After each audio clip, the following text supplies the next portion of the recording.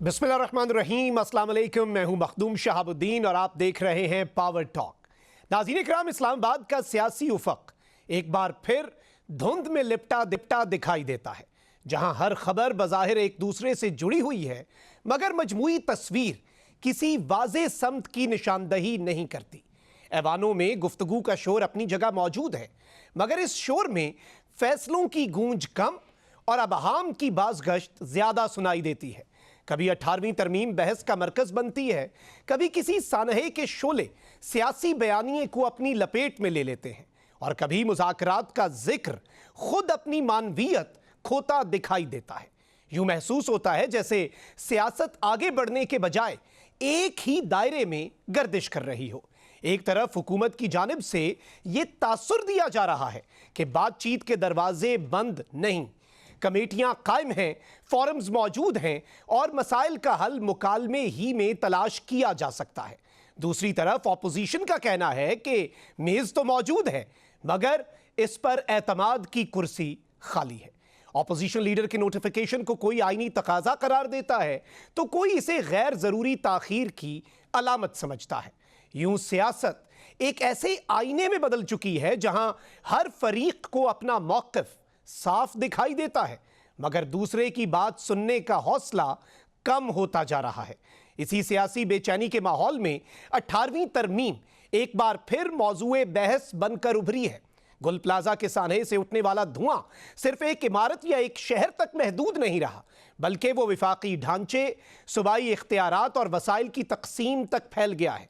सवाल ये नहीं कि तरमीम दुरुस्त है या गलत, असल सवाल यह है कि क्या हर बहरान को आईनी तरमीम के तराजू में तोलना मसाइल का हल है, या महज एक पुराना सियासी नुस्खा है जिसे हर नई बीमारी पर आजमाया जाता है। विफाक और सूबों के दरमियान मुकालमा अब दलाइल से ज्यादा बयानियों की जंग बनता दिखाई दे रहा है। उधर खैबर पख्तूनख्वा में दहशतगर्दी के साए गहरे होते जा रहे हैं, और इस संगीन सूरत हाल में भी इल्ज़ाम तराशी का सिलसिला थमता नजर नहीं आता। कोई सूबाई हुकूमत की कारकर्दगी पर सवाल उठाता है, तो कोई विफाकी पॉलिसीज को जिम्मेदार ठहराता है। इसी दौरान सिंध में बल्दियाती निज़ाम, इमारतों की खस्ता हाली और अवामी जानों के तहफ़्फ़ुज़ का मसला फिर सर उठाता है, जहां एतराफ़े जुर्म और सियासी दिफा एक दूसरे में गडमड हो जाते हैं। यूं लगता है जैसे सानेहात खुद एक अलग सियासी जुबान इख्तियार कर चुके हों, जहां हर फरीक अपने मतलब के मुताबिक अपना काम करे। ये सारी सियासी कशमकश अब सिर्फ पार्लियामेंट, अदालतों या जलसों तक महदूद नहीं रही। असल मैदान अब डिजिटल मीडिया है, जहां चंद सेकंड की वीडियो, एक सुर्खी या एक हैशटैग पूरे सियासी मंजरनामे को हिला देने की सलाहियत रखता है। यहां खबर की अहमियत उसकी रफ्तार से जुड़ी है, और सच की कदर इस बात से तय होती है कि वो कितनी तेजी से फैल सकता है। सियासी जमातें, रहनुमा और कारकुन सब इस डिजिटल मीडिया में अपनी मौजूदगी को सियासत का लाजमी हथियार समझने लगे हैं। डिजिटल मीडिया महज इत्तलात की तरसील का जरिया नहीं रहा, यह राय आमा की तश्कील का सबसे ताकतवर प्लेटफॉर्म बन चुका है। एल्गोरिदम वो मफाद सामने लाते हैं जो जज्बात को भड़काएं, गुस्से को बढ़ाए और तकसीम को गहरा करे। नतीजा यह है कि मुआशरा आहिस्ता आहिस्ता मुकालमे से दूर और रद्द अमल की सियासत के करीब होता जा रहा है, जहां सुनने के बजाय जवाब देना ज्यादा जरूरी समझा जाता है और समझने के बजाय फैसला सुना दिया जाता है। सियासत और डिजिटल मीडिया के इस गठजोड़ ने एक नया स्टीरियोटाइप भी जन्म दिया है। हर सियासी किरदार या तो मुकम्मल हीरो बना दिया जाता है या मुकम्मल विलन। दरमियान की पेचीदगी, तजाद और इंसानी कमजोरियां इस शोर में दब जाती हैं। इसी माहौल में बयानिए तख्लीक होते हैं, एजेंडे तय पाते हैं, और असल मसाइल अक्सर पस मंजर में चले जाते हैं।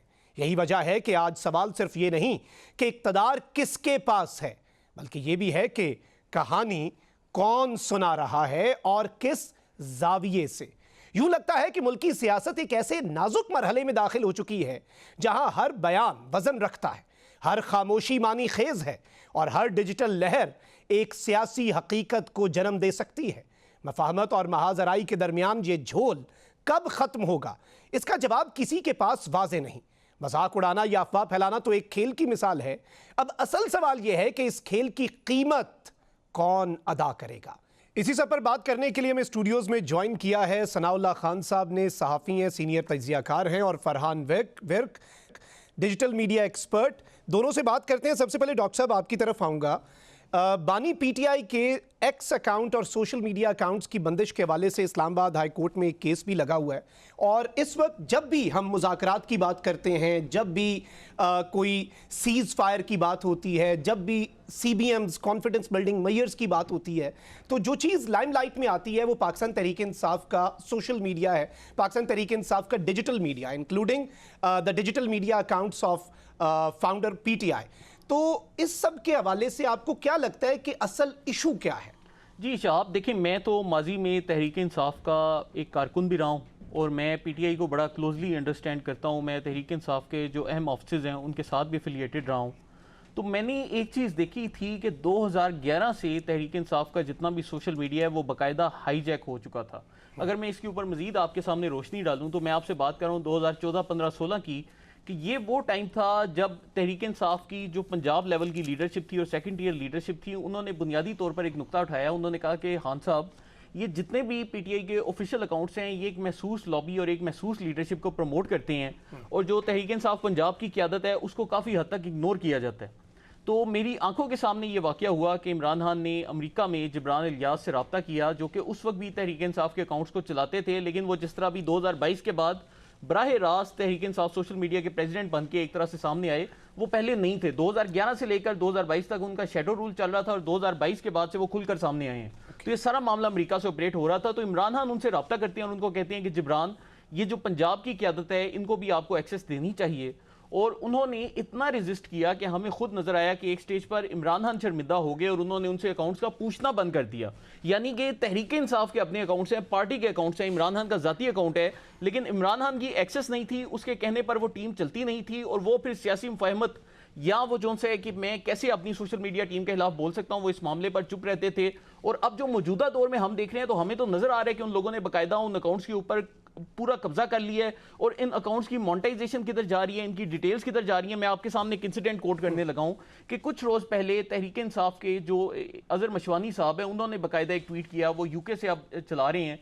तो उन्होंने बोला कि जी PTI का जो ऑफिशियल अकाउंट है उस पर हम लोग कोई पैसे नहीं लेते, वो जी हमने मोनेटाइज नहीं किया। हमने जब ऑनलाइन डिजिटल प्लेटफॉर्म्स पर जाकर चेक किया, बहुत से ऐसे प्लेटफॉर्म्स हैं जो कि आपको डिटेल्स बताते हैं कि फलाना अकाउंट मोनेटाइज्ड है या नहीं मोनेटाइज्ड, तो हमें पता चला कि PTI का ऑफिशियल अकाउंट मोनेटाइज्ड है। अब उन अकाउंट से पैसे बन रहे हैं। तो जब तक इमरान खान जेल में रहेंगे, आपका मजलूमियत का बयानिया चलता रहेगा, आपके पास पैसे आते रहेंगे। ये पैसे कहाँ जा रहे हैं, पार्टी फंड में जा रहे हैं, किसके पास जा रहे हैं, कौन ले रहा है, ये पूरे का पूरा जो एरिया है वो ब्लैक होल है, किसी को पता नहीं चल रहा। और अब आप देखें कि एक हालिया दौर में आपके सामने एक और इंसिडेंट आया जब तहरीक इंसाफ ने बाकायदा लेटर जारी किया, सारे MNA MPs को बोला कि आप लोग 50-50 हज़ार रुपये जमा करवाएं कि हम लोग जो से अपने दफ्तर के लोगों को सैलरीज दे सकें। लेकिन हो क्या रहा है कि वो जो अकाउंट्स के ऊपर आपके लाखों डॉलर्स जमा हो रहे हैं, वो पैसे कहां पर जा रहे हैं, जो ट्विटर अकाउंट से आपके पास पैसे आ रहे हैं वो सारे पैसे कहां जा रहे हैं, कोई इन पैसों का हिसाब नहीं। और ये बहुत ज्यादा पैसे, और मुझे लगता है कि ये जो बुनियादी चीज है इसकी वजह से ये जो ओवरसीज अकाउंट्स हैं, क्योंकि पाकिस्तान में आपको कोई अकाउंट ऐसा बात करता नजर नहीं आएगा, जो ओवरसीज अकाउंट्स हैं वो मोटिवेटेड हैं कि हमने कुछ ना कुछ करके हालात को खराब रखना है। Right, point taken. और जाहिर बात है इस वक्त जो दूसरी साइड है, PTI के सामने जो लोग हैं उनका मौक़िफ़ भी यही होता है कि भाई PTI का सोशल मीडिया कुछ और कह रहा है, और PTI की जो ग्राउंड पे मौजूद लीडरशिप है अगर वो मफाहमत की बात भी करती है तो सोशल मीडिया ये नहीं होने देता। सनाउल्लाह खान साहब, आपको क्या लगता है कि इस वक्त चूँकि मुज़ाकरात की बात भी होती है, फिर हमने देखा कि अभी चलें डिले आया लेकिन अपोजिशन लीडर्स नेशनल असम्बली और सेनेट में उनका भी तकर्रुर हो गया, तो इस सब के अंदर चीज़ें क्या मुज़ाकरात की मेज़ पर आती हुई नज़र आ रही हैं? बहुत शुक्रिया। देखें, बात यह है कि ये कॉन्फिडेंस मेजर हैं जो 2 अपोजिशन लीडर तैनात किए गए हैं, इसका मकसद ये है कि मुज़ाकरात की तरफ संजीदगी नज़र आ रही है। क्योंकि इस किस्म की सूरत हाल में जब भी मुज़ाकरात होते हैं तो आपको कॉन्फिडेंस, किसी पार्टी ने, दोनों पार्टियों ने कॉन्फिडेंस मेजर लेने होते हैं। अब प्रॉब्लम है हुकूमत ने 2 कॉन्फिडेंस मेजर ले लिए हैं, दूसरी तरफ तहरीक इंसाफ को भी कॉन्फिडेंस मेजर लेने होंगे। और कॉन्फिडेंस मेजर क्या है जो भाई मेरे बता रहे थे, वो है सोशल मीडिया और रियासती इदारों और इदारों के ख़िलाफ़ या शख्सियात के ख़िलाफ़ कंपेन, टारगेट कंपेन करना। तो आपको उससे डिसऑन करना पड़ेगा, बाकायदा ऑफिशली अपने जो अकाउंट्स हैं उससे अनाउंस करना पड़ेगा। अगर ये चीज़ नहीं होती तो मेरे ख्याल में मुज़ाकरात नहीं होंगे, फिर ये कॉन्फिडेंस मेजर का कोई फ़ायदा नहीं होगा और मुझे फिर मुज़ाकरात होते नज़र नहीं आ रहे, क्योंकि ये जब तक नहीं होगी दोनों तरफ से। और सबसे बड़ा जो इक़दाम है जो पीटीआई ने करना है वो अपने आप को डिसएसोसिएट करना है उन अकाउंट से जहाँ से चाहे आपके रियासती इदारों के सरबराहों हो, रियासत हो, या जो इस मुल्क में सियासतदान हैं उनके ख़िलाफ़ एक वो क्या कह सकते हैं मुनज़्ज़म किस्म की जो कैंपेन होती है वो बंद नहीं होगी। वो बंद होगी तो मुज़ाकरात होंगे, उसके अलावा मुझे मुज़ाकरात का मुस्तकबिल नज़र नहीं आ रहा। Point taken. फरहान विर्क साहब, ये देखिएगा कि इस वक्त जारी बात है, वही बात के डिसएसोसिएट करना पड़ेगा पाकिस्तान तहरीक इंसाफ को अपने सोशल मीडिया के एक एक्सट्रीम नैरेटिव से, लेकिन मुल्क के अंदर मौजूद या पीटीआई की अपनी सफ़ों में मौजूद अगर कोई शख्स ये कहता है कि we have to disassociate ourself उस सोशल मीडिया के नैरेटिव से, वो डिसएसोसिएट तो नहीं होते लेकिन उन्हें डिस्क्रेडिट ज़रूर कर दिया जाता है, तो इसका हल तो फिर निकलता हुआ नज़र नहीं आ रहा। नहीं, इसका हल आपके पास है ही नहीं ना। मैंने अभी जो आपके सामने एक वाकया कोट किया उसमें मैं आपको बता रहा हूँ कि इमरान खान ने बोला जिब्रान इलियास को कि आप अपने अकाउंट्स की एक्सेस जो से इन लोगों को दें, और जिब्रान इलियास ने इमरान खान के मुंह के ऊपर साफ इनकार कर दिया था। उसने कहा था मैं नहीं कर सकता। ठीक है, अब यहाँ पर उन्होंने कोई हार्ड स्टैंस नहीं लिया। उनको अगर उस वक्त वो जिब्रान इलियास को रोक देते तो हो सकता है आज के दौर में हालात मुख्तलिफ होते, लेकिन वहाँ से इन लोगों को पता चल गया कि हम अमेरिका में बैठकर कुछ भी कर सकते हैं और पाकिस्तान में कोई भी शख्स हमें रोकने की जरूरत नहीं रखता। मतलब एक स्टेज पे वो खुद को इनसे भी ज़्यादा पावरफुल समझ रहे हैं। अभी भी देखें कि मैं ये समझता हूँ कि तहरीक इंसाफ की जितनी सेकंड टीयर की लीडरशिप है, जितने वो लोग हैं जो कि अडियाला जेल के बाहर बयान देते हैं, जो अलीमा खान साहिबा कहती हैं, मैं समझता हूं कि वो सब का सब अमेरिका से जिब्रान इलियास कोरियोग्राफ करके उनको बताता है कि मैडम आप ये पॉइंट्स बोलेंगी तो आपके जो बयानात हैं वो वायरल होंगे, अगर आप ये पॉइंट्स नहीं बोलेंगी तो आपके बयानात वायरल नहीं होंगे। देखिए सॉरी, ये बात जो इन्होंने की है ना, असल पॉइंट ये है, दो चीज़ें हैं। इंटरेस्ट है ना, इंटरेस्ट क्या है? पॉपुलर होना है, आपने वायरल होना है, और फाइनेंशियल इंटरेस्ट है। दो इंटरेस्ट हैं। सिर्फ ऑफिशियल अकाउंट्स को आप छोड़ देना, बाकी लोग जो कर रहे हैं बाहर से बैठ के, चाहे उसमें शहबाज गिल साहब हैं, चाहे शहजाद अकबर साहब हैं, आप क्या समझ रहे हैं वो पार्टी की खिदमत कर रहे हैं? वो अपने उनके फाइनेंशियल इंटरेस्ट हैं, उसकी बुनियाद पर वो काम कर रहे हैं। और ये मैं सिर्फ दो नाम नहीं ले रहा, आप जितने भी ले लें, आप पीटीआई ऑफिशियली तौर पर इमरान खान साहब डिसोन कर दें किसी भी एक शख्स को जो बैठ के बाहर 1 करोड़ 2 करोड़ रुपए माहाना कमा रहा है, आप यकीन करें उसने वो बयानियाँ फिर भी नहीं छोड़ना, क्योंकि उसके इंटरेस्ट हैं। तो ये 2-3 चीज़ें हैं जिसकी वजह से इसको कंट्रोल करना इतना आसान नहीं है। लोगों के फाइनेंशियल इंटरेस्ट हैं और लोगों को जो पॉपुलर होने का एक जूम है इस माशरे में हमारे आ चुका है बदकिस्मती से, वो बयानिया बिक रहा है और वो उस बयानिया को हर बंदा, बाज़ लोग ऐसे हैं जिनका ताल्लुक ही नहीं है सियासत से, वो ये बयानियाँ पकड़ के आ गए हैं। आप देख लें, भरा पड़ा है सोशल मीडिया, और उनका इंटरेस्ट क्या है कि आपने डॉलर कमाने हैं, इसके अलावा कोई इंटरेस्ट नहीं है। अच्छा, अब मैं सर की बात में एक और भी इजाफा करता चलूँ कि ये 1-2 करोड़ नहीं, हमने चंद माह पहले बैठकर बाकायदा कैलकुलेट किया कि यार ये किस तरीके से निज़ाम चलता है। तो जो तहरीक इंसाफ का सबसे बड़ा यूट्यूबर इस वक्त बरतानिया में बैठा हुआ है, उसकी जब हमने आमदन का हिसाब लगाया तो वो एक महीने में 5 से 6 करोड़ रुपया थी। और इसी तरह ये जिस तरह ये शहबाज गिल साहब हैं, अब वो दूसरे नंबर पर आ गए हैं, तो वो भी तकरीबन 3 से 4 करोड़ रुपये माहाना के ऊपर बैठे हुए हैं। अब मैं चैलेंज करता हूं कि आप पाकिस्तान के किसी भी न्यूज़ रूम में जाएं, किसी भी एंकर के पास जाएं, पाकिस्तान के किसी भी बड़े टीवी चैनल के एंकर के पास जाएं, कोई बंदा 3 से 4 करोड़ या 5 से 6 करोड़ रुपया माहाना नहीं कमा रहा। और आप इनके टॉपिक्स देखें कि होता ये है कि चलें बाकी टाइम तो ये एक तहरीक इंसाफ का सौदा बेचते हैं, लेकिन जब इन्हें सोशल मीडिया पर नजर आता है कि कोई और चीज़ ज़्यादा बिक रही है तो ये वो वाला सौदा ही बेचना शुरू कर देते हैं। जिसकी मैं आपको मिसाल देता हूं कि कुछ अरसे पहले डकी भाई की एक FIA के ऊपर वीडियो वायरल हुई, तो ये जितने लोग थे बजाय इसके कि तहरीक इंसाफ का बयानिया दोहराते, ये डकी भाई के ऊपर वीडियोस बनाना शुरू हो गए। वही लोग जिन्होंने तहरीक इंसाफ की ऑडियंस गैदर की है। फिर उसके बाद दूसरे नंबर पर रजब भट्ट को जब कराची में मार पड़ी तो ये सारे के सारे लोग मिलकर रजब भट्ट के ऊपर वीडियोस बनाना शुरू हो गए। तो अब होता क्या है कि इनको ये पता है कि अगर हम कोई मुतदल बात करेंगे, कोई न्यूट्रल बात करेंगे, तो उससे लोगों का डोपामीन लेवल इफेक्ट नहीं होगा, आम आदमी के दिमाग पर असर नहीं पड़ेगा, लोग हमारी बात को तवज्जो नहीं देंगे। तो अब हमने क्या करना है कि हमने कोई ऐसी अजीबुल हलकत और ऐसी अजीब किस्म की बात करनी है जिसकी वजह से लोग हमारे ऊपर मुतवज्जो हों, और फिर उनको मुतवज्जो रखने के लिए कभी वो डकी भाई पर चले जाते हैं, कभी रजब भट्ट पर चले जाते हैं, कभी पाकिस्तान के इदारों के ऊपर तनकीद तनकीद करना शुरू कर देते हैं, जिसकी बुनियादी वजह यह है कि पाकिस्तान में चूंकि मीडिया के ऊपर इस तरह की तनकीद नहीं होती तो अपनी तरफ से वो मार्केट में नया सौदा इंट्रोड्यूस करवाते हैं। और ये अब जो है मल्टी बिलियन रुपीस की जो सी इंडस्ट्री बन चुकी है, ये कोई छोटी इंडस्ट्री नहीं है। पाकिस्तान के तमाम टीवी चैनल्स का बजट आप एक जानिब कर दें और इनके जो 5-6 बड़े यूट्यूबर्स हैं उनका बजट एक जानिब करें, तो मैं आपको गारंटी के साथ करता हूं कि ये लोग टीवी चैनल से ज्यादा बजट कमा रहे हैं। गुफ्तगू के सिलसिले को आगे बढ़ाते हैं, यहां पर वक्त हुआ एक ब्रेक का। स्टे विद अस।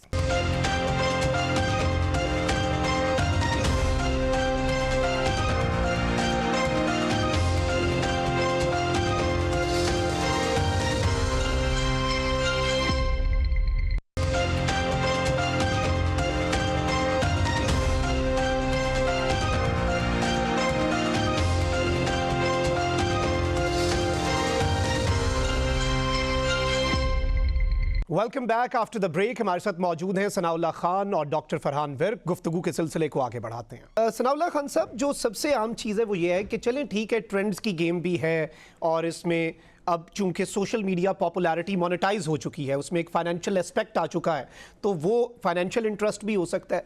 लेकिन ये सारा पॉलिटिकल इंटरेस्ट जब नेशनल इंटरेस्ट के साथ कोलाइड करता है तो असल इशू वहाँ से शुरू होता है। और इस वक्त अगर आप बात भी करें उन लोगों से जो पीटीआई की दूसरी जानिब खड़े हैं, तो उनका भी शिकवा सारे का सारा घूम फिर कर इस सोशल मीडिया के ऊपर ही आ जाता है। और अभी भी जो ट्वीट्स हैं फ्रॉम द मेन अकाउंट, उसके ऊपर बहुत से सवालात होते हैं। अभी पीटीआई के एक रहनुमा है, उन्होंने रिसेंट एक स्टेटमेंट दी है कि आप ये साबित कर ही नहीं सकते कि ये ट्वीट्स उनकी गुफ्तगू है भी कि नहीं बानी पीटीआई की जेल से। तो अगर उनके अकाउंट से हो रही है, उसे डिसोन नहीं किया जा रहा, लेकिन उसके ऊपर कुछ एक अबहाम छोड़ा जा रहा है, तो ये तो एक अजीब सी खिचड़ी पक गई ना। बिल्कुल, ये इसी तरह ही है। लेकिन प्रॉब्लम ये है कि ये प्रमोट क्यों हो रहा है इतना ज़्यादा। उसकी एक वजह देखें, फेयर एनफ, कि आप उसका काउंटर कोई बयानिया नहीं बना सके। जब स्टेट होती है, जब रियासत होती है या हुकूमत होती है, उसको अपना एक बयानिया, जब एक अगेंस्ट आपकी रियासत के ख़िलाफ़, रियासती इदारों के ख़िलाफ़ एक बयानिया चल रहा है, तो आपको अपना बयानिया लाना होता है, उसको प्रमोट करना होता है। वो बयानिया जिस तरह फरहान भाई बता रहे थे 2011 में जब पीटीआई का सोशल मीडिया आया, या 2014 में, तो एक बयानिया खड़ा किया गया और बयानिया पॉपुलर हुआ। आज आपके पास पिछले 4 साल के दौरान, 3 साल के दौरान, 2022 के पास कौन सा बयानिया आपके पास आया? आप यहाँ पर गवर्नेंस बेहतर कर सकें, नहीं कर सके। आप इकॉनमी बेहतर कर सकें, नहीं कर सके। आप लोगों को रोज़गार दे सकें, नहीं दे सके। आप गुर्बत कम कर सकें, नहीं कर सके। आपकी मैं स्क्रीन पे देख रहा था, आप एजुकेशन बेहतर कर सकें। 1 लाख बच्चा इस्लामाबाद में आउट ऑफ स्कूल है। भाई, आपके पास बयानिया, जब आपके पास हुकूमत होती है, आपके पास वसाइल होते हैं, तो फिर आपको अपना बयानिया, अपनी परफॉर्मेंस दे देना पड़ता है। परफॉर्मेंस किधर है आपकी? आज पार्लियामेंट ने एक इलेक्शन एक्ट में तरमीम की। आप अंदाज़ा करें, जमहूरियत की सबसे बड़ी चैम्पियन पीपल्स पार्टी वो लेके आई है कि अरकान पार्लियामेंट के जो एसेट्स हैं वो उनकी मर्ज़ी के बगैर डिक्लेयर नहीं होंगे। यही जमातें, इन्होंने क्या किया? आज से 4 साल कबल FPR की वेबसाइट पर पब्लिक होते थे अरकान पार्लियामेंट के गोशवारे, इनकम टैक्स गोशवारे, इन्होंने बंद करा दिए। इन्होंने नैब को बिल्कुल टूथलेस किया है। आज नैब क्या कर रहा है? नैब की आप प्रेस रिलीज देखें, पिछले 1.5-2 साल की परफॉर्मेंस देखें, हाउसिंग सोसाइटी से रिकवरी लेकर उसकी अनाउंसमेंट कर रहे होते हैं, क्योंकि आप 50 करोड़ से नीचे का जो केस है वो उसके पास जा ही नहीं सकता। आपने टूथलेस कर दिया है। तो बात यह है कि आपको भी इन चीज़ों को देखना पड़ेगा, आपको बयानिया बनाना पड़ेगा। और बयानिया जिस तरह इमरान खान बयानिया लेके आया कि करप्शन के ख़िलाफ़ होना कुछ नहीं हुआ, लेकिन बात यह बयानिया खड़ा किया गया। तो आप बयानिया बनाने में नाकाम रहे हैं, इसलिए पीटीआई का बयानिया चलता है और जो मर्जी खड़ा होता है उस बयानिया को लेके पैसे कमाने के लिए खड़ा हो जाता है। हालांकि उसका सियासत से या सियासी जमात से कोई ताल्लुक नहीं होता। जर्नलिस्ट खड़े हो गए हैं कई, आपको पता है, एंकर खड़े हो गए हैं कई, और बुनियादी वजह यही है कि उन्होंने पैसे कमाने हैं, पॉपुलर होना है। इसके अलावा कोई दूसरा उनका इंटरेस्ट नहीं है कि या रियासत से या मुल्क से कोई इंटरेस्ट नहीं है। बाहर जाकर बैठ गए, उन्हें पता है हमें कोई हाथ नहीं लगा सकता, जो मर्जी वो कहें, उन पे कोई फ़र्क नहीं पड़ता। पाकिस्तान की सलामती पे मसला है, पाकिस्तान में कोई कत्लो गारत हो, पाकिस्तान में बदअमनी हो, पाकिस्तान के अफगानिस्तान से साथ ताल्लुकात ख़राब हों, पाकिस्तान के भारत के साथ ताल्लुकात ख़राब हैं, उसमें जो रोल प्ले किया जाता है उससे कोई फ़र्क नहीं पड़ता। उनको फ़र्क पड़ता है कि हम कितना देखे जा रहे हैं, हम कितने पैसे कमा रहे हैं। उस काउंटर करने के लिए आपके पास अपना बयानिया होना चाहिए, और बयानिया मैंने बता दिया आपकी परफॉर्मेंस से बनेगा। इस मुल्क में पॉवर्टी आप 45% तक ले गए, अनएम्प्लॉयमेंट आप रिकॉर्ड 20-25 साल के बाद सबसे ज़्यादा शरह पर ले गए हैं। आपने IMF का जो प्रोग्राम किया, इतना सख्त किया, पिछले 2-2.5 साल में जो रिफॉर्म्स हुई हैं, पेनफुल रिफॉर्म्स थी, लोग मर गए हैं, आप उनको रिलीफ देने के लिए तैयार नहीं हैं, तो आपका बयानिया कौन वाही करेगा? आपको काउंटर बयानिया लाना पड़ेगा जो अब तक नाकाम रहे हैं। डॉक्टर साहब, काउंटर बयानिया, क्या ये गवर्नमेंट जो इस वक्त जारी बात है रूल कर रही है पाकिस्तान को, डू यू थिंक कि वो काउंटर बयानिया बनाने में कामयाब रही है?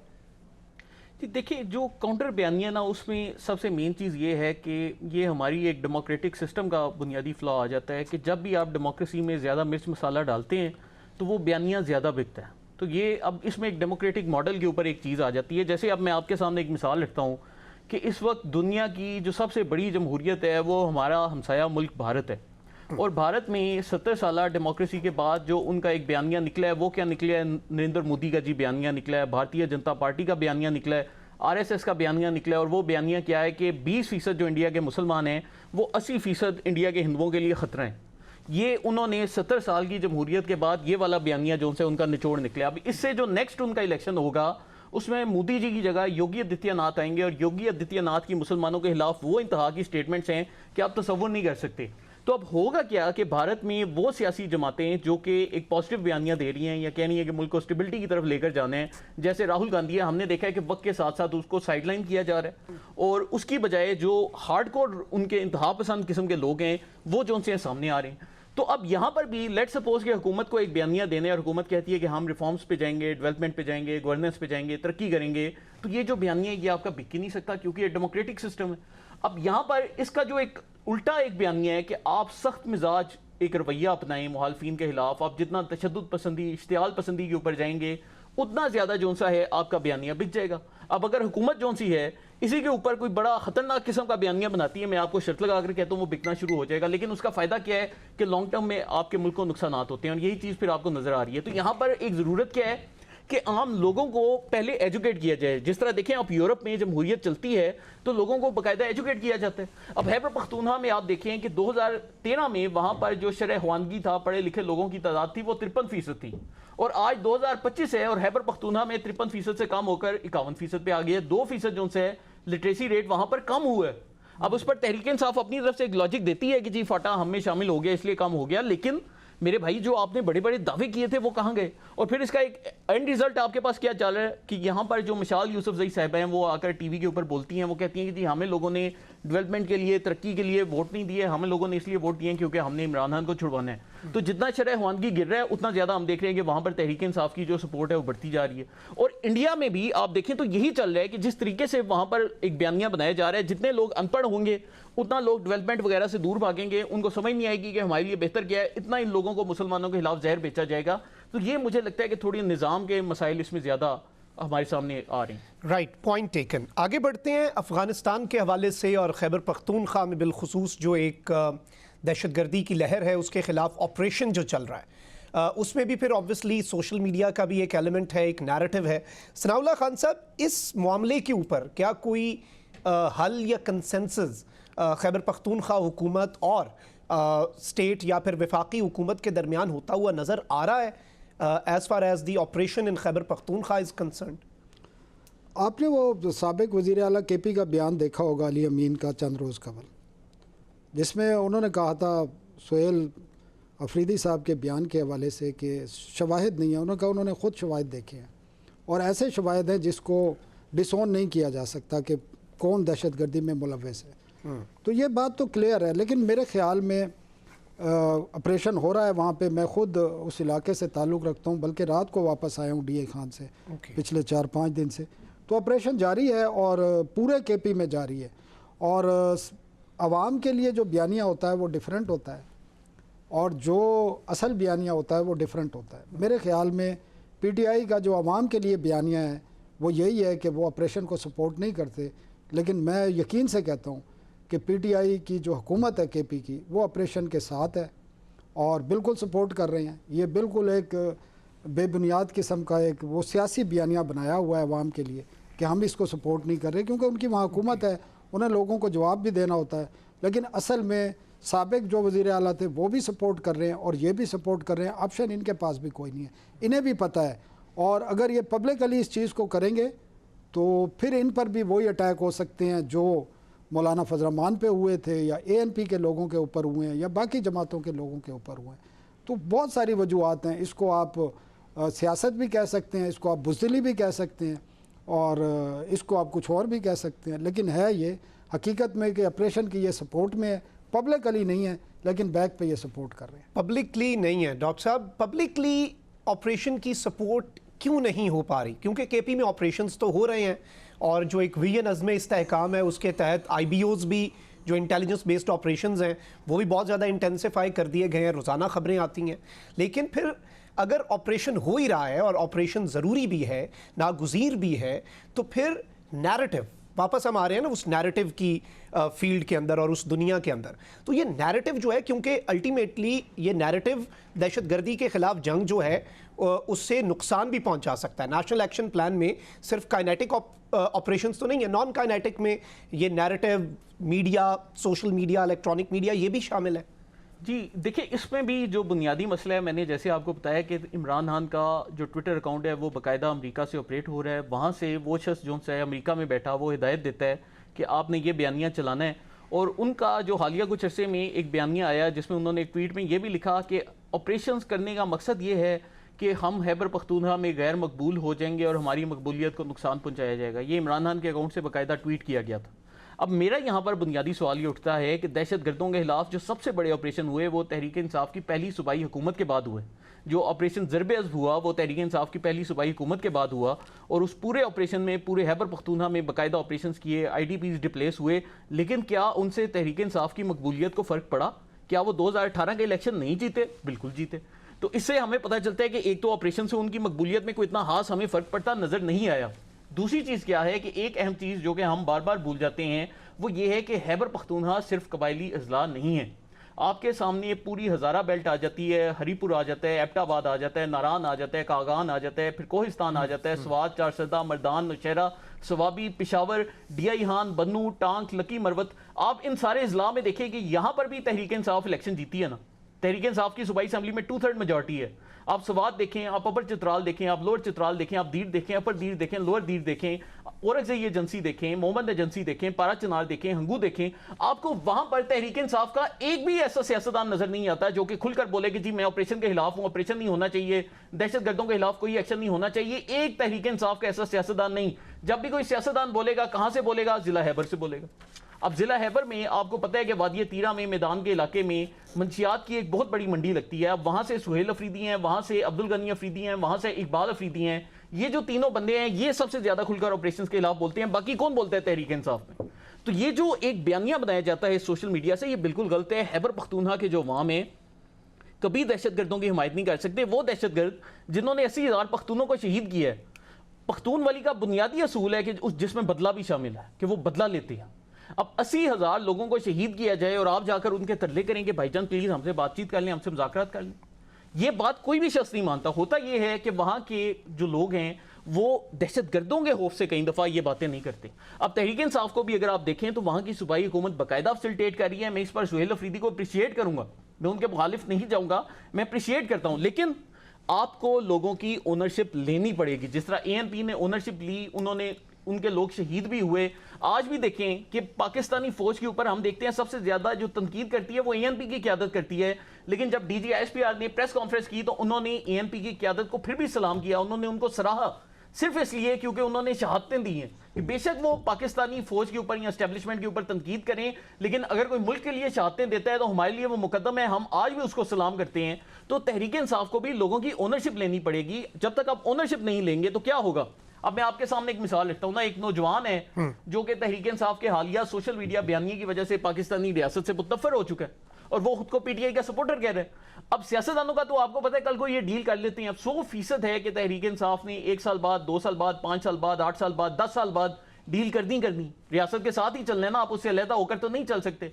जब आप डील करेंगे तो वही नौजवान जिसको आपने रियासत से मुतनफर किया और अब आपने डील करके खुद से मुतनफर कर दिया, वो किस तरफ जाएगा? आप उसको फिर तीसरी जानब धकेल रहे हैं। और फिर क्या होगा कि यही जो नौजवान हैं ये जाकर आपकी रियासत के खिलाफ इस्तेमाल होंगे, तो आपको जहन साजी में भी रियासत के साथ खड़ा होना पड़ेगा। अभी भी आप जो कर रही हैं बहुत अच्छी काविश है, आपने 4 अरब का बजट पास किया, उन लोगों के लिए बहुत अच्छा किया, आपने अपने इलाके में जो सा ये ऑपरेशन करवाया बहुत अच्छा किया, आपकी जिला इंतजामिया ने लोगों से मुज़ाकरात किए, ये भी बहुत अच्छा किया। और इससे अच्छा कुछ हो नहीं सकता कि आप जो है उनकी जो बुनियादी फंडिंग है, फाइनेंसिंग है, उसको रोक रहे हैं, जिससे दहशतगर्द मुस्तकबिल में रुक जाएंगे। लेकिन आपको ओनरशिप लेनी चाहिए। यहीं से गुफ्तगू को आगे बढ़ाएंगे। यहां पे वक्त हुआ एक ब्रेक का, हमारे साथ रहिए।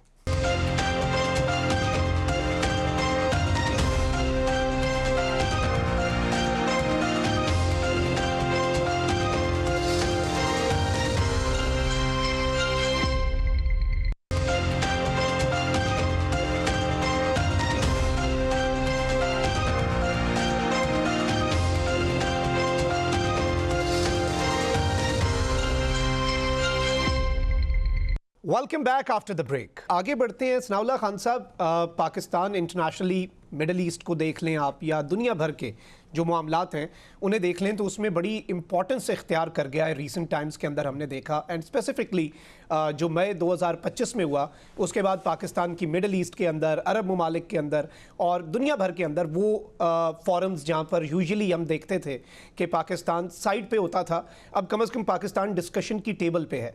अभी गज़ा पीस बोर्ड जो है डोनाल्ड ट्रंप ने जो एक तश्कील दिया है, और दुनिया भर के अहम तरीन ममालिक के सरबराहान को उसकी दावत भी दी गई, जो कि दावतें कबूल भी हो रही हैं, पाकिस्तान ने भी एक्सेप्ट कर लिया है। इसे आप किस तरह से देखते हैं?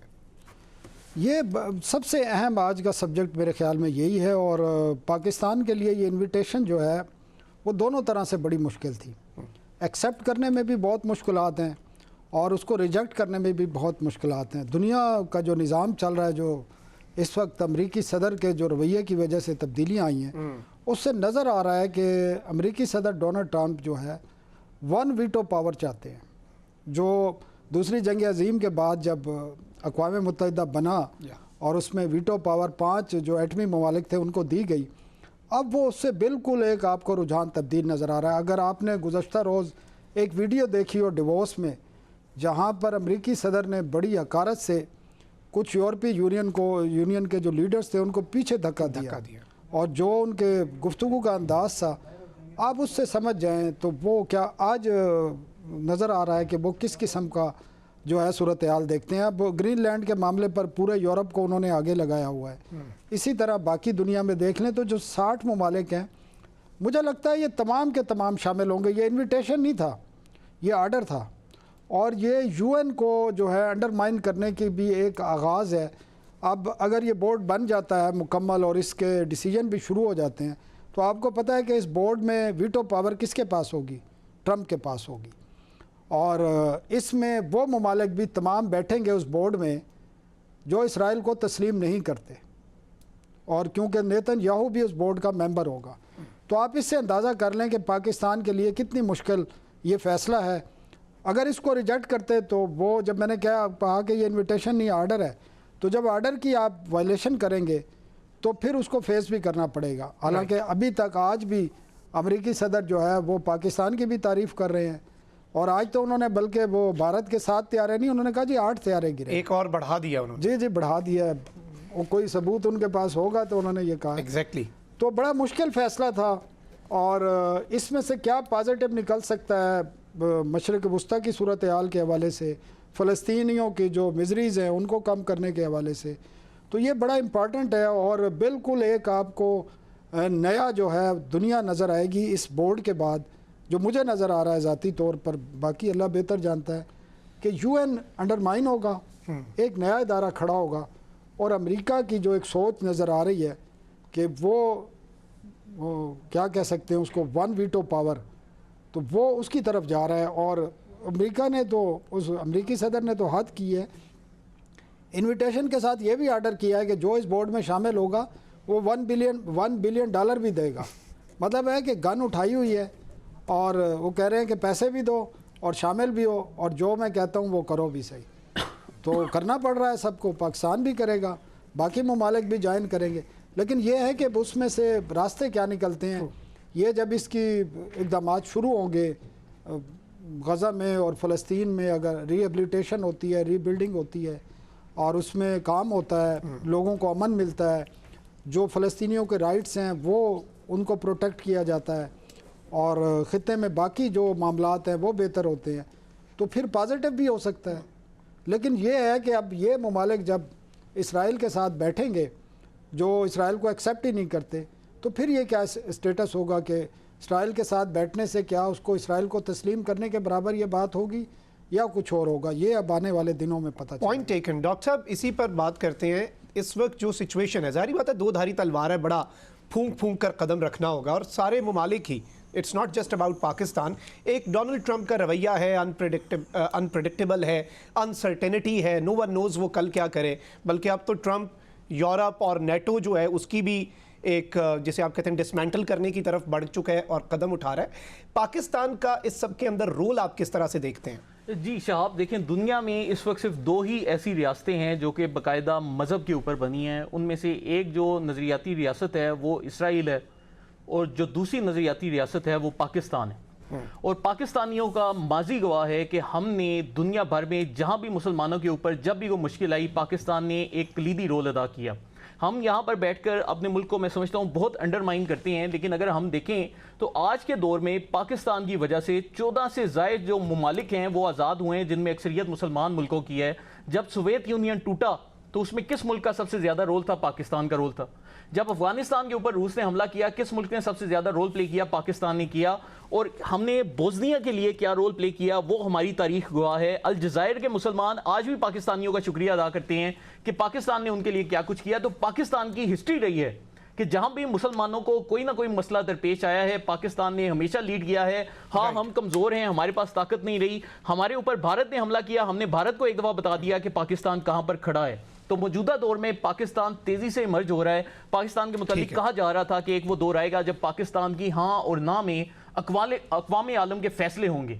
और आज के दौर में आपको ये नज़र आ रहा है कि जहाँ पर ट्रंप दीगर मुल्कों को बोल रहे हैं कि आप लोगों ने $1 अरब देने हैं, वहाँ पर वो पाकिस्तान को दावत दे रहे हैं कि आप आएँ। अब आप देखिए कि पाकिस्तान की जो डिप्लोमेसी है वो कितनी यूनिक है कि सऊदी अरब और ईरान की हमेशा लड़ाई रही, लेकिन पाकिस्तान ने सऊदी अरब से भी ताल्लुक़ रखा, ईरान के साथ भी ताल्लुक़ रखा। अमेरिका, चीन, अमेरिका, रशिया के आपस में इख्तलाफात हैं, लेकिन पाकिस्तान के चीन से भी ताल्लुकात हैं, पाकिस्तान के अमेरिका से भी ताल्लुकात हैं। अब आपने आज तक चीन से कभी ये शिकायत नहीं सुनी होगी कि चीन बोल रहा है कि पाकिस्तान अमेरिका से क्यों दोस्ती कर रहा है। आपने कभी अमेरिका से ये नहीं सुना कि वो कह रहे कि पाकिस्तान चीन से दूर हो जाए। तो पाकिस्तान को मैनूवर करना आता है, पाकिस्तान को राब्ते बनाने आते हैं। वही भी हालिया दौर में जो इस सब के अंदर भी अपेरेंटली यही है कि इंशाल्लाह पाकिस्तान जो है वो इस सब में सुरखरू होगा। जो ईरान के साथ एक पूरा एक मामला आपके सामने नजर आया, तो उसमें भी कहा जा रहा है कि पाकिस्तान का बड़ा रोल है कि अमेरिका ने इंटरवीन नहीं किया। तो पाकिस्तान ऐसे किसी भी बोर्ड में जाता है तो रेस्ट एश्योर्ड कि पाकिस्तान गजा के मुसलमानों का तहफ़्फ़ुज़ करेगा। और अगर पाकिस्तान की वहां पर मौजूदगी भी होती है तो वो मुल्क जो कि गजा के मुसलमानों पर जुल्म कर रहा है, वो इस दफा रॉकेट मिसाइल या कोई स्ट्राइक करने से पहले 1000 दफा सोचेगा कि यहां पर दुनिया की वाहिद इस्लामी एटमी रियासत की फौज खड़ी है। अगर मेरे किसी एक भी हमले में उनको एक भी नुकसान पहुंचा तो दुनिया की वाहिद इस्लामी एटमी रियासत मैदान में कूद सकती है और फिर उनके साथ जो होगा वो दुनिया देखेगी। बहुत बहुत शुक्रिया, thank you very much Sanaul अहबाब का भी और डॉक्टर फरहान वर्काब का भी। मखदूम शाह को इजाजत। अल्लाह निगहबान, पाकिस्तान जिंदाबाद।